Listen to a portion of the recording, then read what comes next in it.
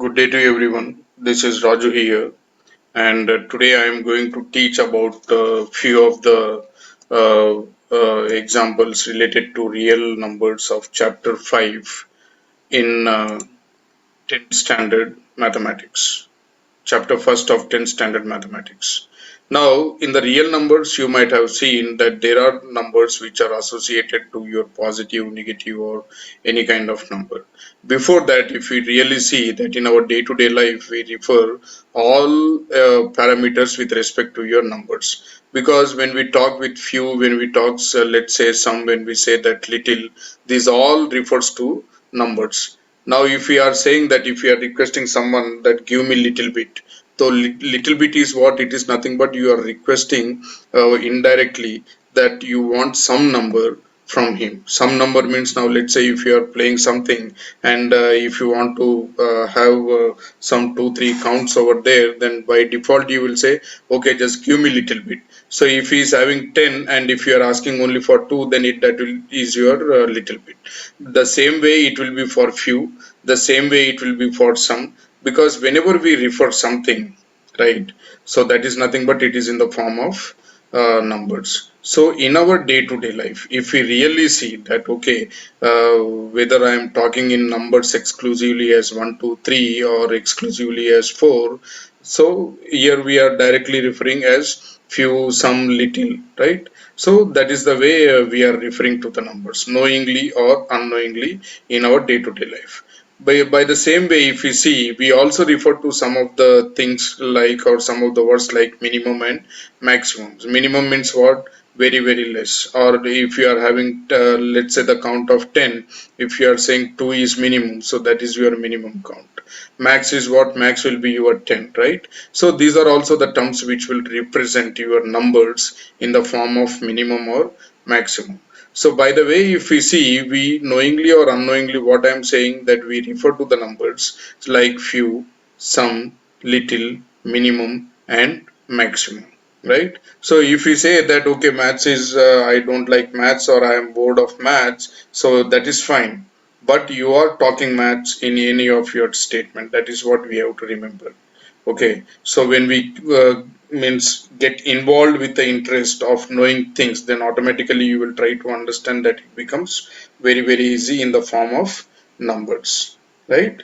So this is how in our day-to-day life we see that we are talking numbers and we are referring the numbers. Now, in the book, it is given a very good example that whenever we are born, right, what happens? Time is recorded.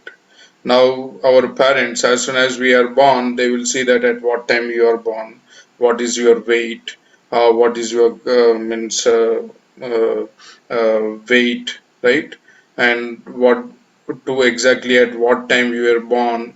All those things will be referred. So if we really see that what all are referred whenever we are born, that whenever we are born, we are referred with respect to time. We are referred with respect to how many fingers you have in hands, whether you have 10 fingers, whether you have 11 fingers, whether you have 12 fingers, because some of them they will be having the joint fingers, and at the same time it will be also like weight, that how much weight the child is on, right? So here everything if we see, what exactly we are referring? We are referring to numbers, right? So from when the numbers are getting associated to us, as soon as you are born, you are associated with numbers. That is how we need to see. So what I'm saying, that as soon as we are born, we are associated with the numbers. It means we are associated with maths, because everything is being counted. Your time is counted, your fingers are counted, everything. These are all nothing but it is numbers. Now there are also different type of numbers we had seen in our earlier classes or in your earlier standard like 7th, 8th, 9th standard. What are those? Those are your whole numbers, natural numbers, integers, real numbers, right? Now, when we say the real numbers, those are the real numbers. We are not imagining, okay, this could have been like this, or this number might have been like this. We are not referring to anything. We are just referring to the real numbers. So I hope this is clear till now. If you all have any question, please post your comment. I will try to clarify it. Okay. Now let us further see on the real numbers. How if we want to define the real numbers, how we are going to define the real numbers and how we will be able to identify that those are your real numbers, right? So what have we had seen just few minutes back, that there are different type of numbers. Of those real numbers we are going to see. So all the numbers here, what we say, all the numbers which are in the form of 1, 2, 3, -5, -6, 0.3, okay, and 7 by 4, this is of the equation, means fraction, 3 by 2, 0.05, which is in the form of decimal, -3 by 4, it's a negative fraction, -0.08, etc. So here what we are covering? We are covering numbers, right? Integers, which are your positive integers, negative integers, okay, as well as the fractions which are in the form of positive and negative, and decimals, right? So here whole lot of things of different form of numbers we are considering. So real numbers are what? Which are real, okay, which are positive or negative, okay. No, because in the above what I have mentioned, we have positive integers, we have negative integers, we have small numbers, we have large numbers, right? We have decimals and we have fractions also. So all this combination is nothing but it's a real number. And these real numbers are not anything imaginary, because we are not saying, okay, this is number is like this, or this number would have been like this. We are not saying anything on that front. Okay. So keeping in view, just to summarize, just to summarize, real numbers are what? Including everything. That is your positive numbers, negative numbers, small or large numbers, decimal numbers, fractions. Everything is nothing but your real number. Getting? So this is about your real numbers. Now, to further understand in the chapter, there is an interesting concept that is given in the chapter, and basically we will be concentrating on that because we will not get deviate from the subject. So first here we try to understand what is the real number. We saw that how the numbers are getting associated to us and how it is important for us to deal with the numbers in our day-to-day basis. Okay. So these are all what? These are the important factors what we need to consider before we really proceed. Okay. Now we will see about one of the important division method. That is what? Your Euclidean division lemma, or we can call it as Euclidean division. Okay. Now here, before we exactly go, okay, into the concept of Euclidean lemma, we know that whenever we divide two numbers, right? Whenever we divide two numbers, let's say that number is A and the other number is B. So whenever we divide A with B, we get some form of number. Either we get the remainder as 0, or we get remainder with some number, right? So whenever the remainder is with some number, we try to further divide. We divide to such an extent that the number is further not divided. So there we term it as a final remainder, right? And if you are straight away getting 0, then there is nothing you can further divide it, right?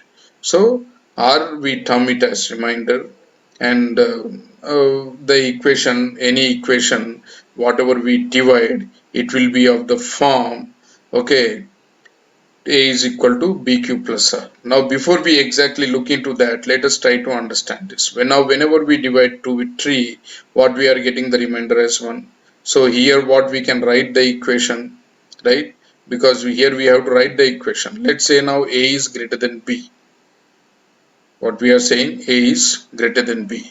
So here my quotient is 1, my remainder is 1. Okay.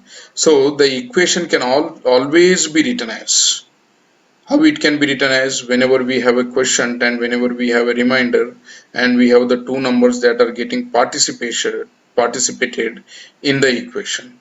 So whenever the two numbers are getting participated in the equation, we can write the equation of the form A is equal to BQ plus R. How we can write? A is equal to BQ plus R. That we will see in Euclidean division, because that is explained in Euclidean division, that how we will say that A is equal to BQ plus R is the process or is the final equation that we will get whenever there is a remainder or whenever you are getting a remainder as 0. Okay, so now let us see on this process of dividing one integer by other. Okay, so if you want to define Euclidean division lemma, it is nothing but it's a process of dividing one integer by other. In the above example, what we said, that A is divided by 2, then you are getting 0 or R. So what Euclidean division is saying, that it is a process of dividing one number by the other such that the equation, what we are saying, such that the equation gives you quotient, because whenever you are performing division, by default you will have quotient and by default you will have remainder. Even though if you are getting remainder as 0, 0 is your remainder, that's it. If you are getting some number, then that is your R, that is some number, right? So what we are referring, we get quotient and we get remainder. Okay, so as per Euclidean division lemma, what we can say, A is equal to BQ plus R. Okay, so A is greater than B. Here one thing we need to always keep that in mind, that A is greater than B. Then you can write the equation as A is equal to BQ plus R, where Q is your quotient and R is your remainder, right? So let us just see it here in the equation. What I am saying, that 0 is less than or equal to R, because you can have a remainder which is 0. That is your remainder. Or it can always, remainder can always be less than B, right? Divisor or dividend. So in this case, R is greater than or equal to 0, or we can write simply read this equation as 0 is less than or equal to R is less than or equal to B. This is how we can see it. Okay, now in order to understand further on this one, how we are going to use this Euclidean division lemma, this is mainly used for identifying the HCF. Why we use this Euclidean division lemma? To identify the HCF of a given two numbers in a very simple format. How we say that it's a simple format? Because we try to divide the same considering the two numbers and try to get the result. So assume we have two numbers, that is your 60 and the other is 100. Okay, now in our earlier classes or earlier standard, you might have seen a simple HCF and LCM division method of identifying the highest common factor or the least common multiple. So let us apply that. Okay, now see what we are getting. Since 60 is there, last is 0, so I can always divide that with 0, sorry 2, right, because it's a even number. Now here you see that there is something wrong that is happening, that we will see how what wrong is happening, because whenever you are trying to divide, we need to be very cautious on how we are dividing that number. Now let's say I am writing this 60 is equal to 2 into 5 into 7. This is not, because see 2 into 5 is 15, 15, 7 is some number. So you are not getting 60, because when you multiply all those numbers you should be able to get 60. Why I am doing this is purposefully, because you need to be very cautious when you are trying to do it. Because now let's say when you are sitting in the exam and you are writing to solving the problem, then it becomes very easy. Now see at this second one, 100.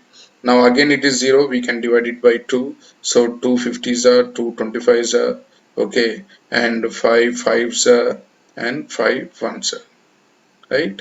So here you see, now 100 can also be written as 2 into 2 into 5 into 5. 2 into 2 into 5 into 5. Okay. Now see what are the common elements that we have in order to identify HCF. HCF refers to common elements in the equation, or you can say common numbers in the equation. Now see here, 2 into 5, that is 10. Now in 60 what happened? There is something wrong, right? Because 60 is not giving me the final product of when I multiply the number 2 into 5 into 7, I don't get 60. So there is some error in that, right? So what I will do, we have to correct it.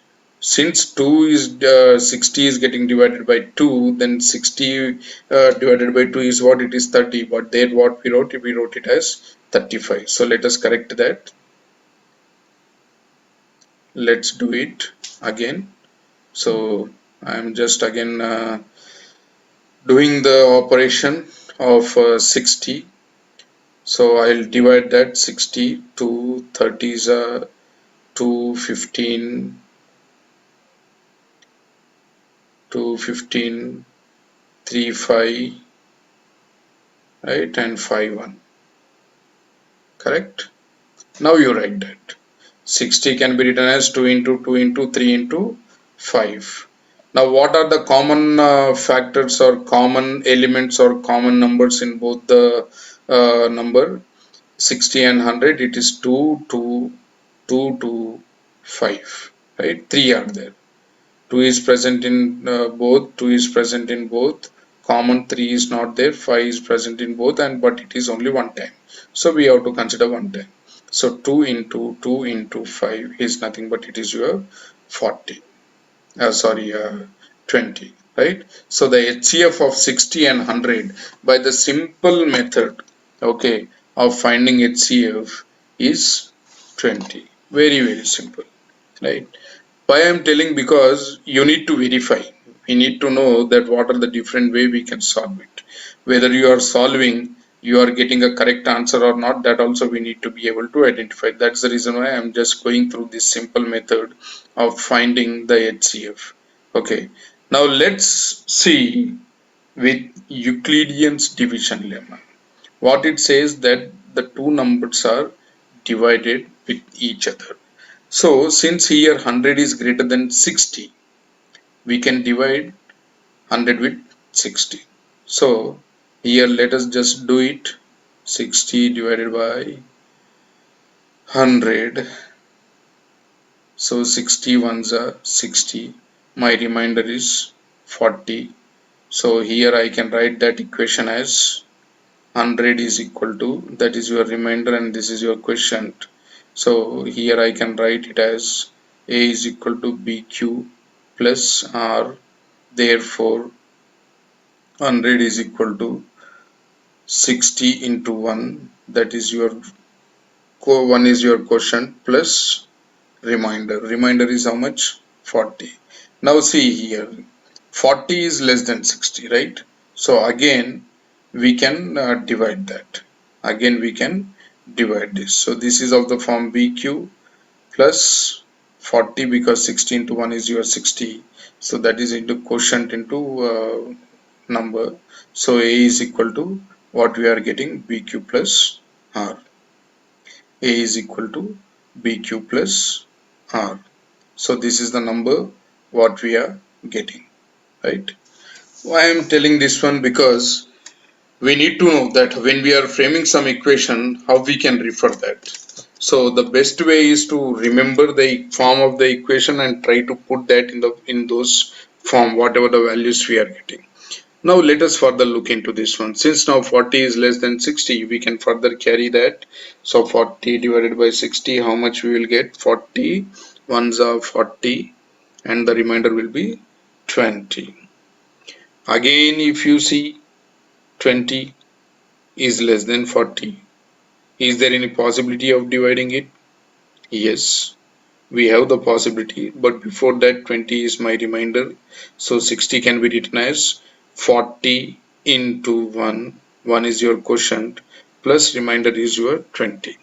Now since again as I explained 40 is greater than 20, or we can say 20 is less than 40, we can further divide that. Okay. So when you further divide that, what you will get, let us see that. It is 20 divided by 40, 20 twos are 40. And here your remainder is 0 and quotient is 2. Remainder is 0 and quotient is 2. So 40 can be written as 20 into 2 plus 0. So since we are getting 0 as the remainder, there is nothing further we can perform on this equation because there are no number, right? You cannot do anything with 0. So for that purpose, what we have to do, what we have to conclude that your HCF should be 20. So what we are saving as the remainder is 0, HCF of 60 and 100 is 20. Hope this is clear. Okay. So we need to see that we are performing one number division by the other and making sure that we divide to such a extent that there are no further divisions that can be carried out. Either that can be in the form of your what we can say number, or sometimes you will get division remainder as 0. So hope this is clear. I request you all to post your comments, share and like the video, so that as and when I keep on posting the videos, then you will be able to get the alert notification and you have a information in hand, okay, that something has come in where you can refer and clarify it. Okay. So we'll see you all in the next class. Till then, have a good day and bye. Please do subscribe to my channel. Thank you guys. Thank you very much.